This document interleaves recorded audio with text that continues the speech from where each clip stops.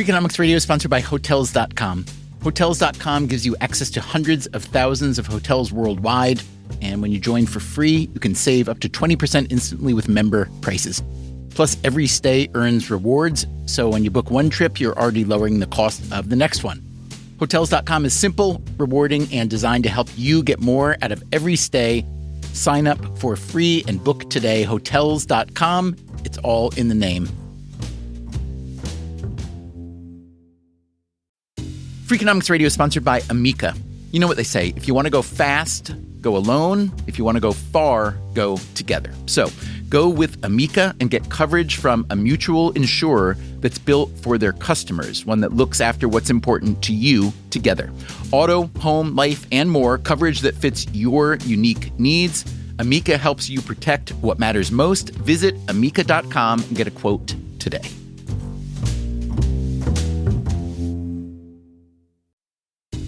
Freakonomics Radio is sponsored by Mint Mobile. Ditch overpriced wireless with Mint Mobile. Cut your wireless bill to $15 a month at mintmobile.com/freak. Upfront payment of $45 for 3 months, $90 for 6 months, or $180 for 12 months. Plan required, $15 per month equivalent. Taxes and fees extra, initial plan term only. Greater than 50 gigabytes may slow when network is busy, includes up to 20 gigabytes hotspot. Capable device required. Availability, speed, and coverage varies. See mintmobile.com.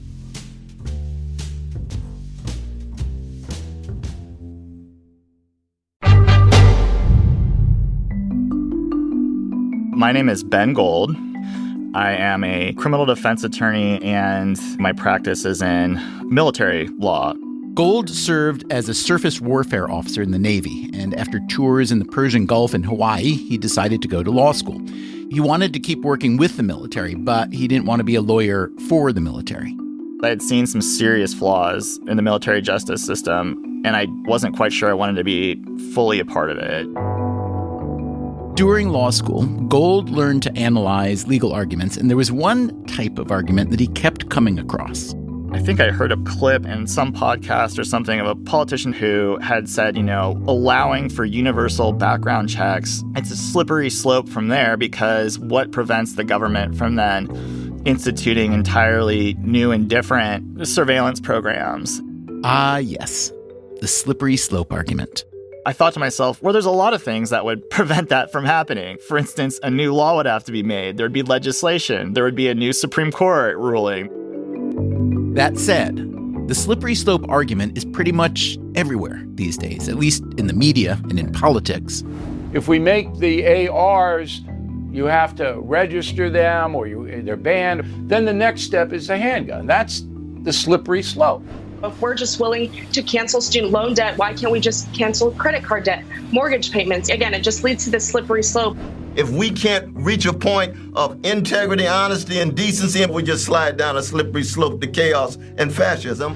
Have you ever wondered how the slope became so slippery? Ben Gold has.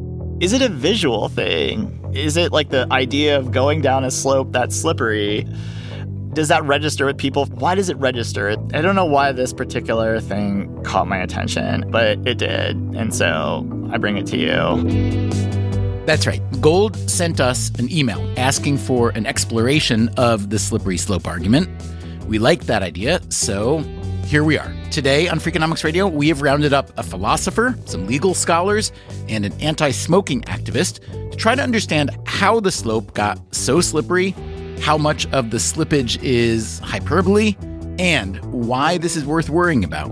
One of the things that worries me about journalism as we are practicing it now is the monetization of scaring people, right? If you scare people's face off, they will click.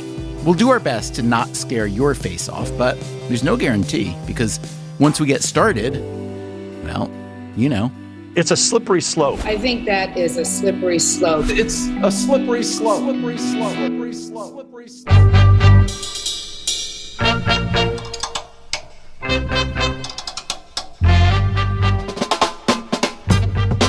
This is Freakonomics Radio, the podcast that explores the hidden side of everything, with your host, Stephen Dubner.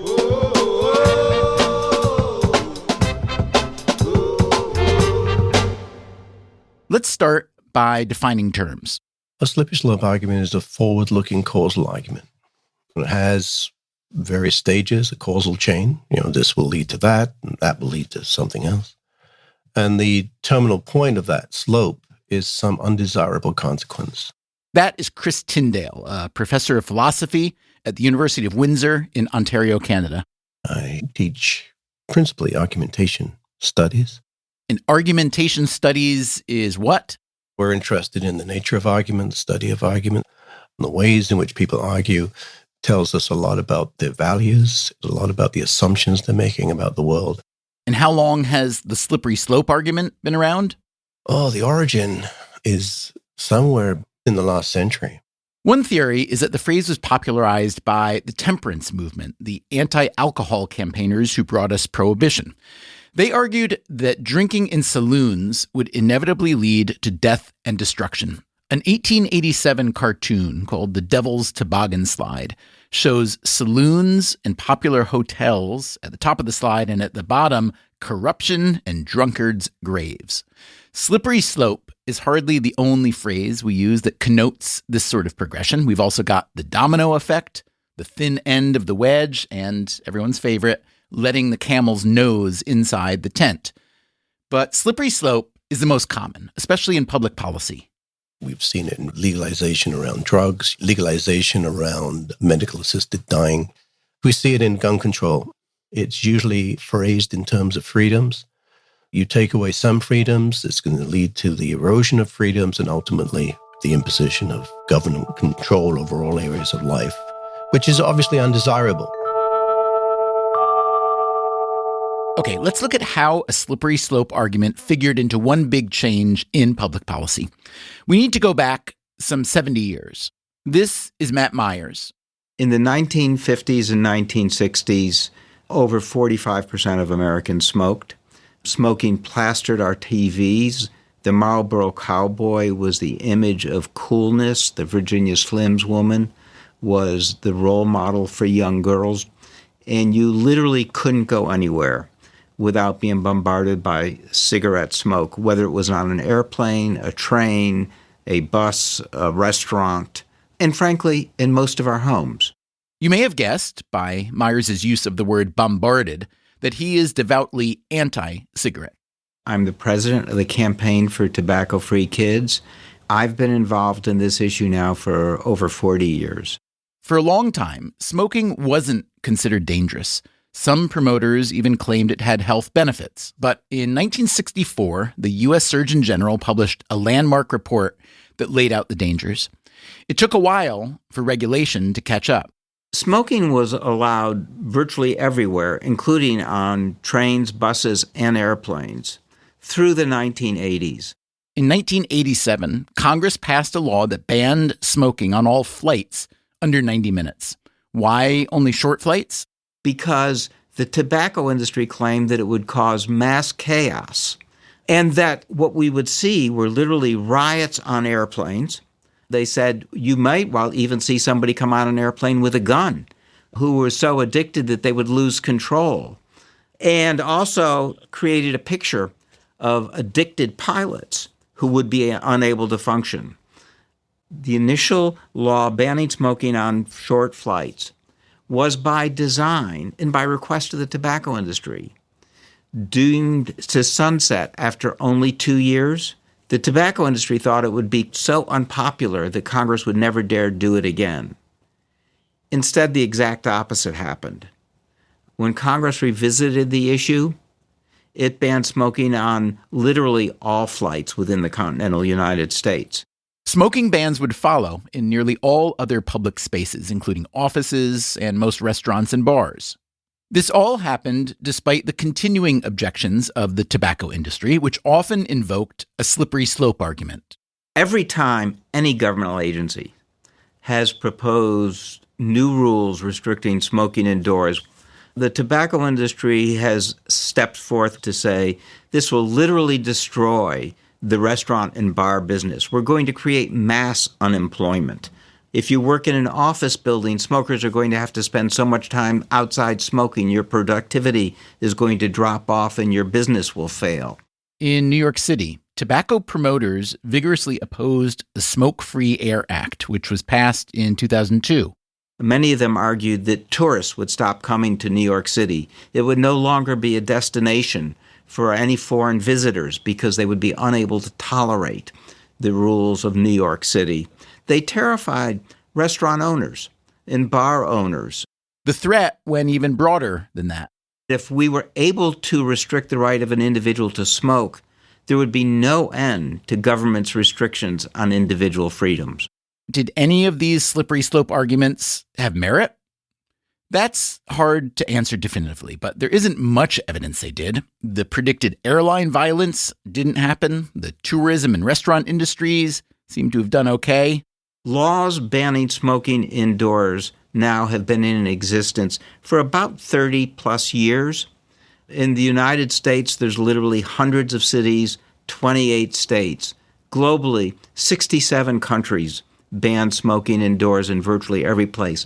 Study after study has shown that restrictions on smoking in restaurants and bars actually leads to more business, not less.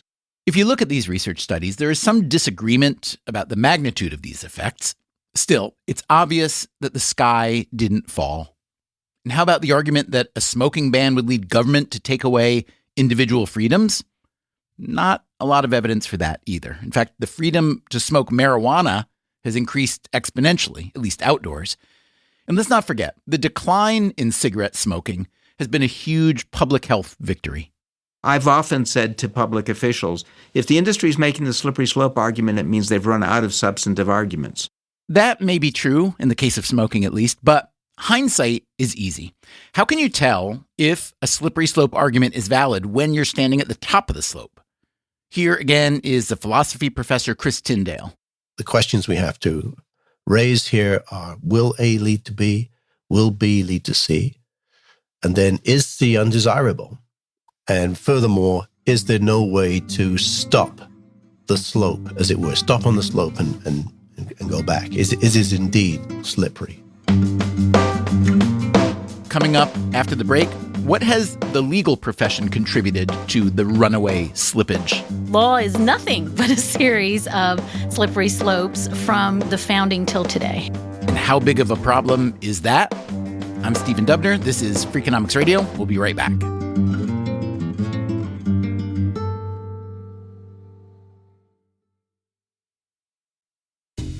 Freakonomics Radio is sponsored by Cash App. When it comes to Bitcoin, you may be surprised to know that it was invented way back in 2008. If you still haven't made the jump to Bitcoin, Cash App makes it easy. When you buy Bitcoin on Cash App, they hold real Bitcoin for you, one-to-one, and you can withdraw it anytime. It works more like real money and less like something locked in an account.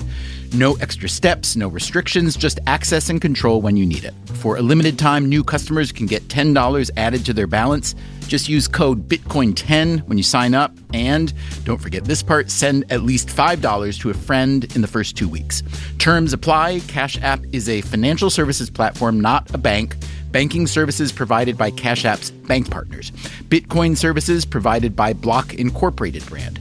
For additional information, see the Bitcoin disclosures at cash.app/legal/podcast.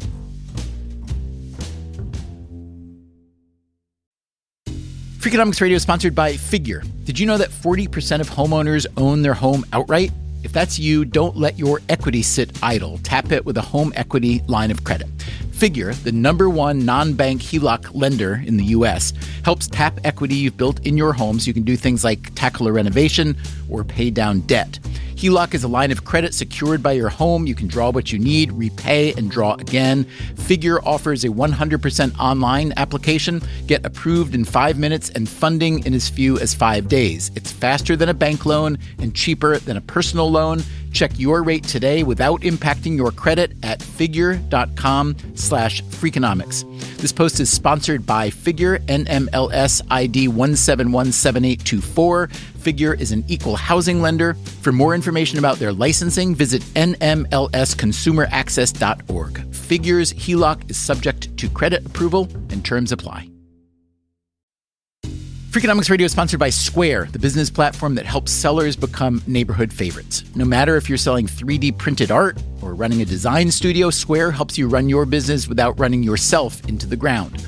Square was made to work on the go, so you can sell wherever your customers are. With Square, you can track sales, manage inventory, and access reports in real time, whether you're in the shop, on the go, or running things solo. Square supports every major payment method, including tap to pay, and offers instant access to your earnings through Square Checking. Sellers save an average of 44 hours per month by skipping bank transfer delays. With Square, you get all the tools to run your business with none of the contracts or complexity. And why wait? Right now, you can get up to $200 off Square hardware at square.com/go/Freakonomics. That's SQUARE.com/GO/Freakonomics. Run your business smarter with Square. Get started today.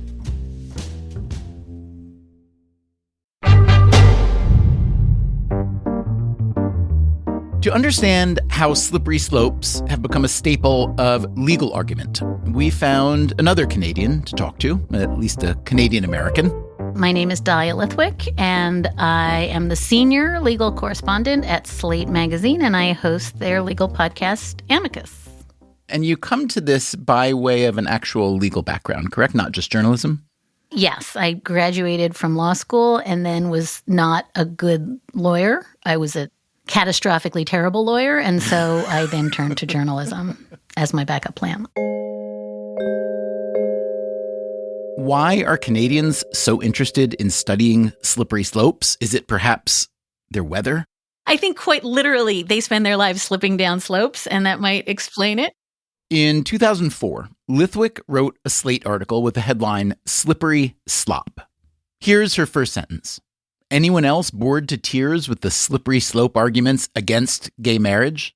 This was a moment when there was about to be a big confluence of cases at the U.S. Supreme Court about legalizing same-sex marriage. And what we had was a lot of public conversation about if you do X, then you're going to do Y. And these are classic philosophers' slippery slope arguments, and they were being deployed with some abandon by people who were saying things like, if you allow two people of the same sex to marry, then people can, in the piece I quote James Dobson of Focus on the Family saying, quote, you could have polygamy, you could have incest, you could have marriage between a father and a daughter, you could have two widows or two sisters or two brothers. So you also cite Rick Santorum. Do you remember Rick Santorum's predictions? Yes, I think he said, quote, if the Supreme Court says that you have the right to consensual gay sex within your home, then you have the right to bigamy, you have the right to polygamy, you have the right to incest, you have the right to adultery, you have the right to anything, end quote. And did any of the justices themselves make a slippery slope argument? Yes, Justice Scalia famously made that argument in Lawrence v. Texas, which was the case in which the court for the first time said that Texas's prohibition on same-sex sodomy was unconstitutional. In some sense, it opens the door for what become a whole bunch of cases that protect LGBTQ activity that comes after. And so kind of presciently, I guess, he said at the time when he dissented in Lawrence, state laws against bigamy, same-sex marriage, adult incest, prostitution, masturbation, adultery, fornication, bestiality, and obscenity are likewise sustainable only in light of Bowers. That was the case that criminalized same-sex sodomy. Validation of laws based on moral choices. Every single one of these laws is called into question by today's decision. Now, I could see that if someone read that and squinted a little bit, you could say, well, yeah, of course he's right. So tell me what it looks like when you're not squinting. I think that the point of this article, and I should note, there was a whole flurry of people writing at this time about slippery slope arguments. One of the things that's kind of interesting, Stephen, is how little serious lawyers have thought about this issue. It's not something that has really received that much rigorous treatment. But there was a whole bunch of lawyers at the time who were saying, look, if you're going to just throw out a parade of horribles, just every bad thing in the world, then that's not a tenable legal argument. And what it felt like to those of us who were, I think, poking a little bit of fun at both Dobson and Santorum, but also Scalia's thinking, is you can't just unspool absolutely everything you hate and use that as your slippery slope. It isn't just the hot-button social issues where Supreme Court justices invoke slippery slope arguments. I'm reading from a very smart Law Review article that Ruth Sternglatz wrote called Raining on the Parade of Horribles. And what she describes is a bunch of tax cases. Commissioner v. Culbertson, the court ruled that intent to contribute capital or labor sometime in the future is insufficient to make someone a partner in a business for tax purposes. And she says the majority opinion is like full of slippery slope arguments. If in the present case we allow intended future conduct to dictate tax liability, in some future case we will be forced to allow a newborn child to be named a partner in the business for tax purposes. She's got a whole bunch of just whomping federal tax cases that also just reside comfortably in slippery slope land. But they're, I have to confess, so boring that if I read them all to you, you would weep. Now, those of us who don't know the law, and I'm raising my hand really high here, from the outside, it would appear as though a lot of legal discussion, especially when judgments are made, are essentially a recitation of a parade of precedents and so on that does sound kind of, slopey, if not so slippery. In other words, it feels from the outside like many legal arguments are inherently backwards slippery slope arguments. So can you talk about what distinguishes, let's say, a slippery slope argument in a legal context from one made in some other public discourse? The essential thing in the law is that it's tethered to precedent, right? And that's what makes it different from, vague metaphors or vague analytical claims, is that what you're saying in the law is this case, these facts that I'm deciding now, A, are predicated on a case that came before, right? So there's an analogy at work already. The court doesn't decide identical cases with identical facts. They extend them, right? So that's part of your slope, is getting from that precedent to this. And then inevitably, what is the next one going to be, right? How is this going to be extended by future courts? What analogies will they use and how will they get there? And so in some sense, the law, in its truest sense, if you're applying case law and you're applying precedent, law is nothing but a series of slippery slopes from, the founding till today. And so when I say we don't take it seriously enough as a sort of rhetorical legal technique, given that law is based on those building blocks of analogies and of inferences that X looks like Y, therefore Y should be Z, is to really not take seriously the project of how precedent works. So you are, unless I'm mistaken, violently agreeing with me on one hand, yes? I am violently agreeing, and I want to cite Eugene Volokh, who's one of the smartest thinkers. He really has done, I think, years, if not decades worth of systematic study on this. And I think he says it's both a very serious proposition and also one that goes to crazy places. My name is Eugene Volokh. I'm a professor of law at UCLA Law School. Volokh is a prominent legal scholar and blogger. Around 20 years ago, he published an article in the Harvard Law Review titled The Mechanisms of the Slippery Slope. Slippery slope arguments are an example of something that pretty much everyone, or at least every political side, makes as to some things. And then when the other side makes them as to other things, then they deride them and say, no, that's a fallacy. So the left, I say loosely, makes slippery slope arguments in some areas and resists them in other areas. The right makes them in some areas, resists them in other areas. Well, what's really going on? Is there a there? Is this really a serious phenomenon? And if so, can we go beyond the metaphor? Because metaphors, by definition, are lies, right? If something is literally true, we wouldn't call it a metaphor.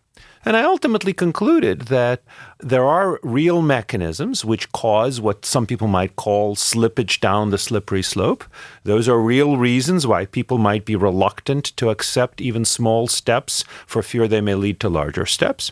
And then the question is, how do you evaluate them? Because you have to consider them alongside various other considerations. I asked Dahlia Lithwick, who makes more slippery slope arguments these days, the left or the right? I am loath to say one or the other. I mean, I think probably pre-Dobbs, I might have said conservatives, just because we were hearing so much in recent years about COVID mandates and about all roads lead to freedom ! Being taken away. I think post-Dobbs, I am hearing an awful lot from progressives who are saying things like, they said it was going to the states, it's not going to the states, now it's a personhood ban, it's going to be a federal ban, now it's, lawsuits being filed against people who just gave internet advice. Dobbs is Dobbs versus Jackson Women's Health Organization, in which the Supreme Court recently ruled 6-3 that the Constitution does not confer a right to abortion, a ruling that overturned Roe versus Wade. So I actually am hearing, I don't even want to say catastrophizing, but I'm certainly hearing the argument that this isn't in good faith. And maybe that's another thing that has crept from political discourse into legal discourse, is the idea that this is a pretext, right? When they say they just want to have open carry laws, or when they say they just want a gun registry, what they're actually saying is Obama's coming to bash down your door and take all your guns. And I think the same argument has been, I've heard deployed from progressives without a doubt, saying not just Roe falls, then Obergefell falls, and then Griswold versus Connecticut protecting the right to birth control within a marriage, all those fall, but more urgently, when Justice Alito told you that it was going to go back to the states and it was going to be a state-by-state decision, and Brett Kavanaugh insisted in his concurrence this was not going to inflect in any way on the right to interstate travel, that was a lie. This is a hoax because they're coming for the federal males. So the next time I hear a slippery slope argument, should I assume there is some deceit tucked in there? I almost wish you wouldn't, because I think that once you impute bad faith, it's really hard to have a genuine policy conversation, right? And I think that part of the problem with all this camel's nose under the tent analysis is we are so polarized right now, both in the political and legal conversations we're having, that imputing bad faith is where we start, right? Like everyone's lying and everyone's coming to take away freedom, capital F. And maybe one other footnote to that, which is one of the things that is worrying about Dobbs and Bruen, which was the gun decision that came down last year. And I'm not going to do like Supreme Court arcana, but I will say one of the big themes of the last term is that precedent falls in case after case after case, right? The Supreme Court simply says, we don't care that the rules about unions are 50 years old, they're gone. We don't care that the line between church and state is 50 years old, it's gone. And truly, truly, truly, if we go back to where you and I started, which is that precedent matters because that's the building block, if precedent has no value, rhetorically or otherwise, then you can begin to have these naked bad faith / power conversations. And that's incredibly bad for both legal thinking and planning, but it becomes just really easy to assume everything is about power and pretext. Is the typical slippery slope argument in a legal context substantially different than a slippery slope argument that we might hear elsewhere from a politician, from someone in education, healthcare, et cetera? So here's what I would suggest, again, trying to use some contemporary discourse that we're thinking about in politics, the fight over teaching critical race theory. In some ways, it's lashed to a bunch of, laws and policies that are being put into effect. But the argument is, if we teach CRT in the schools, then, white children will be told that they're bad and they'll feel bad about themselves. And so that's kind of a version of slippery slope that it's non-legal insofar as, it descends really quickly into what I just feels like feelingsball to me. And if you think about, particularly what we're seeing in terms of going after folks in drag, reading to children in libraries, claims about grooming, claims that if certain books are read, then it will lead to bad behaviors. Those feel like slippery slope arguments that are not so much predicated on if legal outcome X, then legal outcome Y, but just like we're now just talking about feelings. And I don't know if that's a distinction without a difference, but to the extent that I think so many of the conversations that we are having right now in this extra legal political context are rooted in feelings of grievance and being belittled and not wanting your children to be belittled. They don't feel like classic legal slippery slope. They just feel like they rush to the place of, I don't want to feel sad. Let's talk about journalism, the media generally, where you and I both work. Tell me how frequently you see slippery slope arguments invoked there. And I want to know about any trend lines you can point to there. One of the things that worries me about journalism as we are practicing it now is the monetization of scaring people, right? If you scare people's face off, they will click, and we know this. But also, I think the commodification of, I will find out what your anxieties are, and I will feed you 1,000 things that will convince you that they're coming for that. That is part of the business model here. And so if that is the case, and I believe descriptively it is the case more and more, then we are simply feeding people slippery slopes that end in themselves and their fears, and they are consuming them. It's funny, for all the examples that you and I could both bring up in journalism, the one that springs to mind when you describe it like that, the fear-mongering, which, has been a feature of journalism since the beginning of time, surely. I think about the weather. It used to just be winter and it would snow and there might be a blizzard now and again. But now I feel like the language, and I'm sure some of this is new language that meteorologists have come up with to describe more precise observations, and that's good. But I'm looking at a New York Times headline right now. Another significant atmospheric river is bringing heavy rain across California. We had bomb cyclones. So even the language has become so pronounced that it's hard to get information without that feelings ball being fully engaged or maybe shoved down your throat. Do you think I'm right or wrong on pointing to that linguistic hypertuning?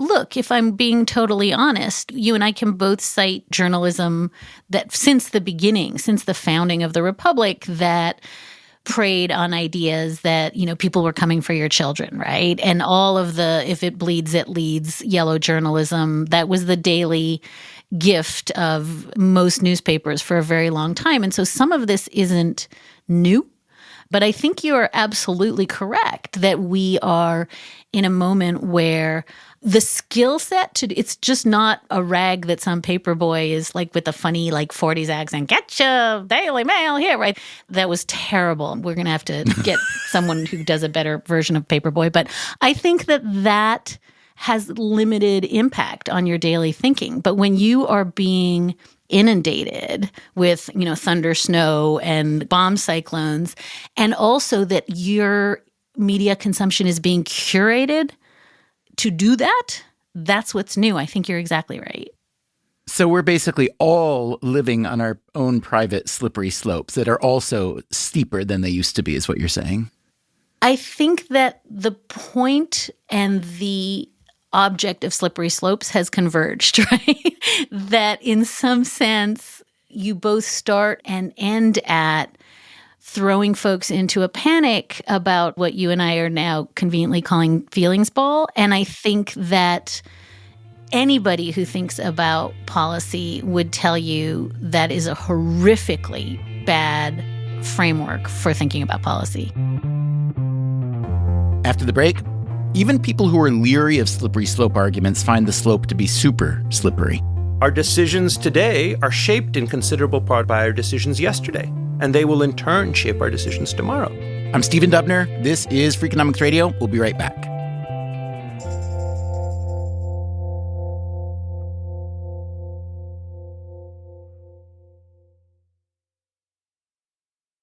Freakonomics Radio is sponsored by Advantech. No one likes a creaky floor, and builders know that the subfloor sets the tone, which is why Advantech subflooring is engineered for strength, stiffness, and moisture resistance. Advantech products are designed to stand up to the elements and give you a bond so strong it's backed by the industry's first squeak-free guarantee. No squeaks, fewer callbacks, no problem. When the schedule is tight and performance matters, head to huberwood.com/Advantech to lay the foundation of a solid build.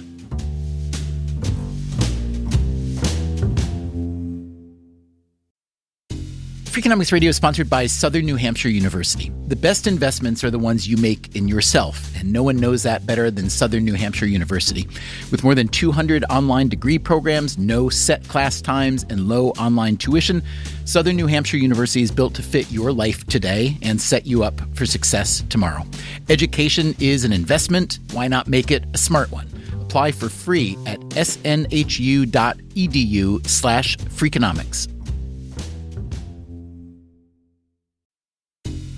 Freakonomics Radio is sponsored by TalkAboutPD.com. Let's talk about Peyronie's disease, or PD. It's not widely talked about, and some men may feel reluctant to bring it up, but it's more common than you would think. PD can happen when scar tissue builds up under the skin of the penis, causing a curve with a bump during an erection that for some men may lead to pain during intimacy and impact mental health.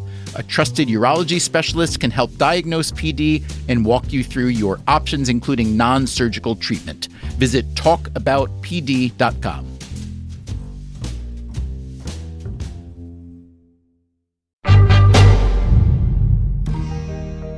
Here's a question to consider. Is a slippery slope argument inherently a fallacious argument? Ben Gold, our lawyer listener who suggested this episode, says that's what he was taught.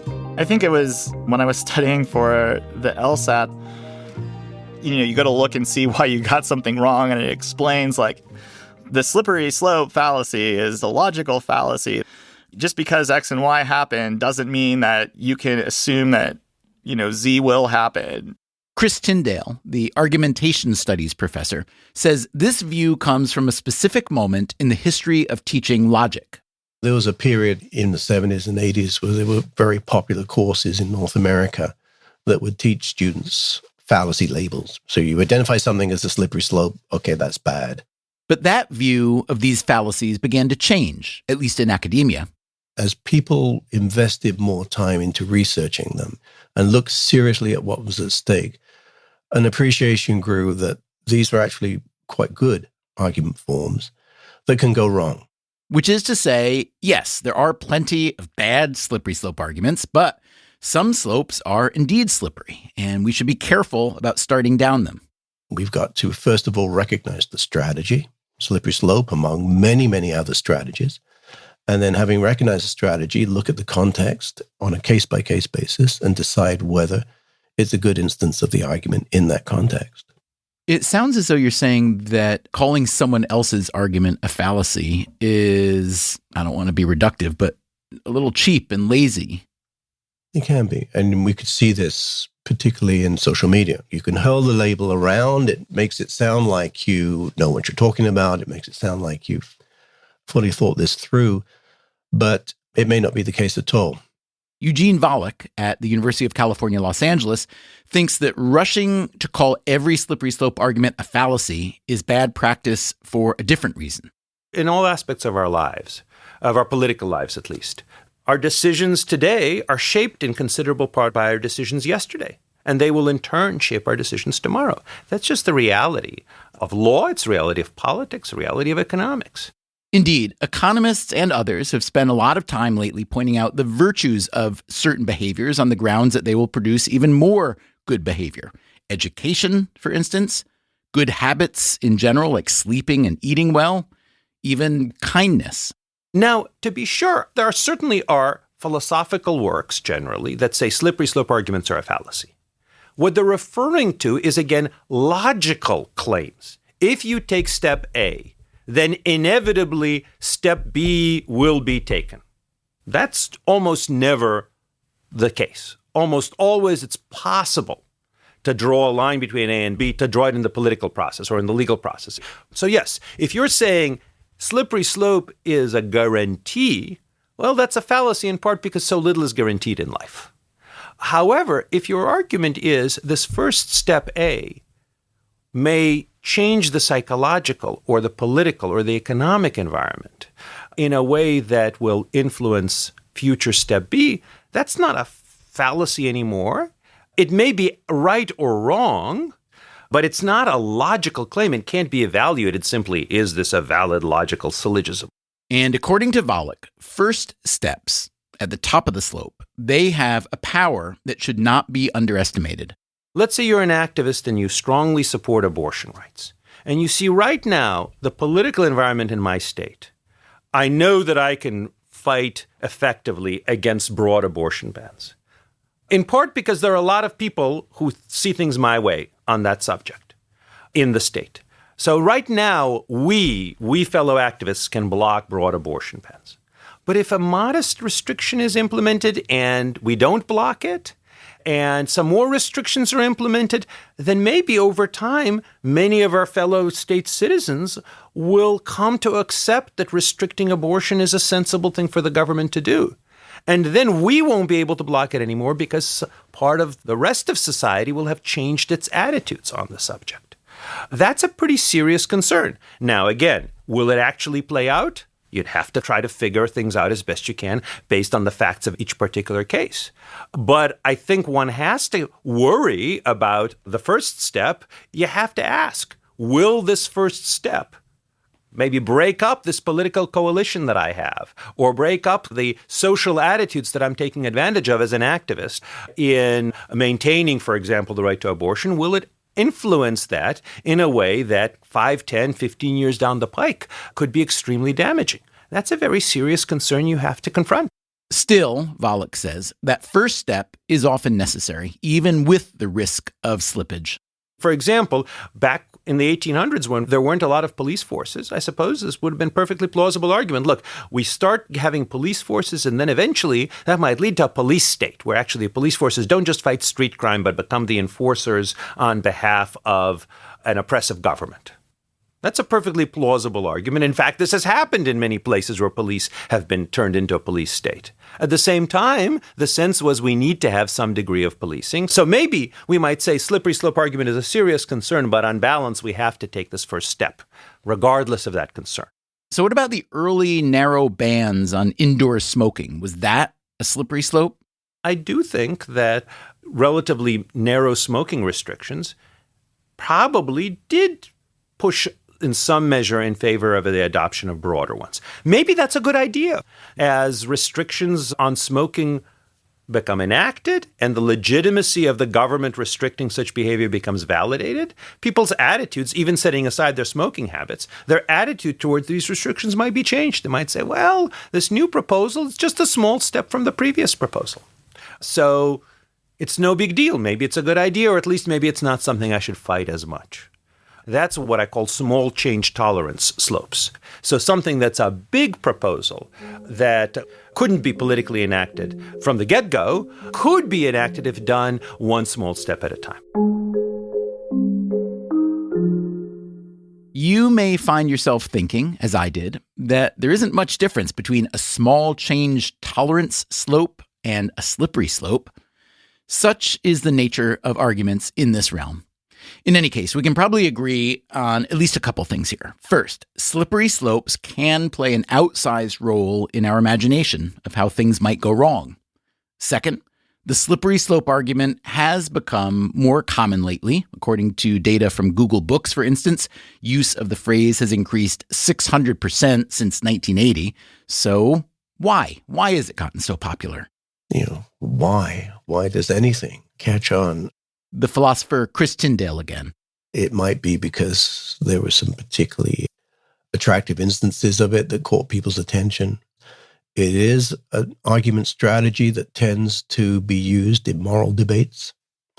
A lot of the concerns around abortion, genetic manipulation, things of this nature, they lend themselves to slippery slope arguments. So I think we see a lot more of them as society becomes more concerned about these major moral issues. They're likely to see a prevalence of slippery slope arguments. Do you feel that the phrase has a certain sheen of sophistication to it as well? It might be, but there might also be a belief that people generally understand what you're talking about. So if I accuse you of an ad misericordiam, you look at me puzzled. But if I accuse you of a slippery slope, you know what I've accused you of, and we can start talking. Wait, I still don't know what you accused me of the first time. What was that? That was an appeal to pity. Ad misericordiam. Ad verecundiam is an appeal to authority. Again, that's a very prevalent argument form. Is there a phrase for an appeal to common decency? No. Maybe that's our problem. I'm not sure that there is a phrase that captures that. Maybe you could invent one for us? Yeah. I don't know what we would call that. I mean, there's certainly appeals to commitment. There's a growing field of the ethics of argumentation where scholars are exploring what are the characteristics of an ideal arguer? What dispositions? Because to some degree, when we're teaching critical thinking or teaching argumentation, we're encouraging people to develop certain kinds of habits of thought so that in the future, they will think in similar kinds of ways. They will resist thinking in other kinds of ways. And they become disposed to think appropriately. So we talk about this as the development of a disposition. And a lot of education around argumentation is an attempt to create these dispositions, maybe in children, but later in young adults. So given what you've been telling us today, how should we respond the next time we hear someone make a slippery slope argument? Should we assume that they are intellectually and or logically bankrupt, or should we really give their argument a clear and careful examination based on the facts with an assumption that it could very well be right? Yeah, I'd say the latter. We should always, treat people as we like to be treated ourselves when we're engaging in discourse. If I want to be taken seriously, then I'm going to take you seriously. And maybe you've misused the term, but let's see, let's explore that. So to ask the right kinds of questions, okay, exactly what you mean by that? How is this outcome undesirable? How is it going to happen that doing this is going to lead to something else? So I think, we should treat people as reasonable arguers. I guess that's its own positive slippery slope then, yes? Yeah. And that's going to create the kind of dispositions I was talking about before, where we approach the whole world of argumentation and the reasoning that's out there in a more constructive way. We're not just focusing on the negatives and seeing these fallacies that give us this jaded view. We're appreciating that there's a wide range of strategies that many people reason quite well.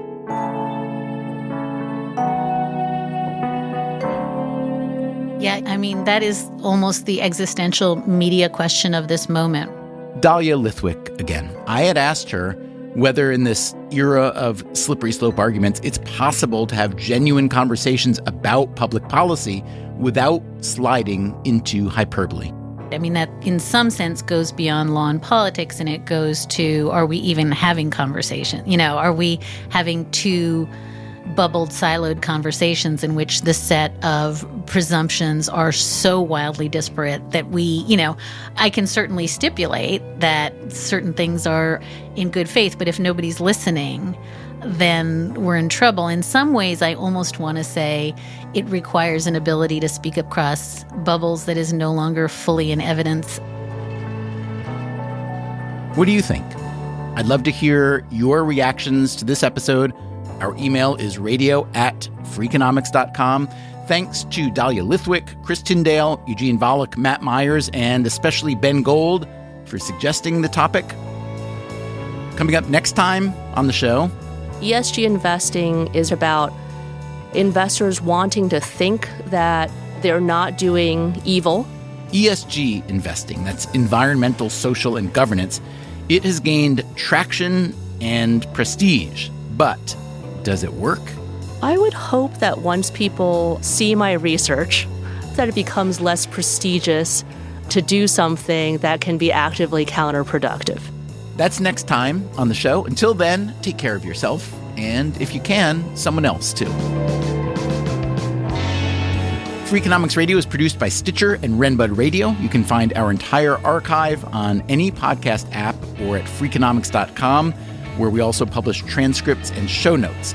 This episode was produced by Alina Kuhlman with research from Danielle Elliott and mixed by Greg Rippin with help from Jeremy Johnston. Our staff also includes Julie Canfer, Zach Lipinski, Morgan Levy, Ryan Kelly, Catherine Moncure, Rebecca Lee Douglas, Sarah Lilly, Eleanor Osborne, Jasmine Klinger, Daria Kleinert, Emma Terrell, Lyric Bowditch, and Elsa Hernandez.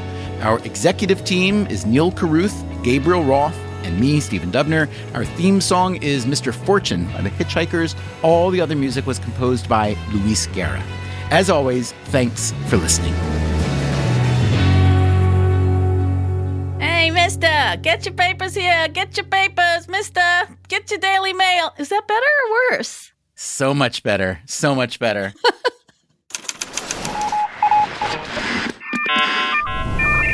The Freakonomics Radio Network. The hidden side of everything. Stitcher. Freakonomics Radio is sponsored by Ozempic. Innovation happens through rethinking what's possible, and when it comes to GLP-1s, Ozempic pill does just that. Learn more about Ozempic semaglutide tablets, 4 and 9 milligrams, by calling 1-833-OZEMPIC or visit Ozempic.com to view the medication guide and ask your doctor what's possible with FDA-approved Ozempic pill.